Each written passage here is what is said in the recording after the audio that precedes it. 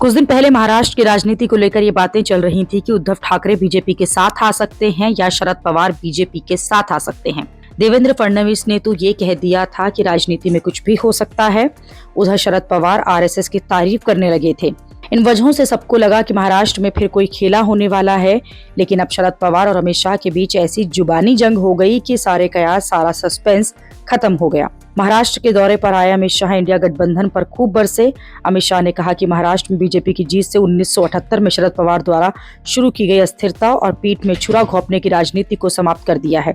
धोखे की राजनीति करने वालों की राजनीति को जमीन में गाड़ दिया। उन्होंने कहा कि शरद पवार ने हमेशा धोखे की राजनीति की। अमित शाह ने शरद पवार के साथ साथ उद्धव ठाकरे को भी घेर लिया और कहा कि बाला साहब की विचारधारा को त्यागने वाले गद्दार उद्धव ठाकरे को भी जनता ने जमीन दिखा दिया। अमित शाह के इस बेहद तीखे हमले पर शरद पवार बुरी तरह भड़क गए। उन्होंने अमित शाह पर भयंकर पलटवार करते हुए कहा कि देश के गृह मंत्री ने कुछ बयान दिए, मुझे लगता है कि उन्हें जानकारी के साथ बात करनी चाहिए। मैं 1958 से राजनीति में हूँ, शायद ये नहीं पता 1978 में जब उन्हें राजनीति की कोई जानकारी नहीं थी, तब उस समय मैं राज्य का मुख्यमंत्री था। शरद पवार ने आगे कहा कि इस देश ने कई अच्छे गृह मंत्री देखे हैं, लेकिन उनमें से किसी को भी उनके राज्य से बाहर नहीं निकाला गया था।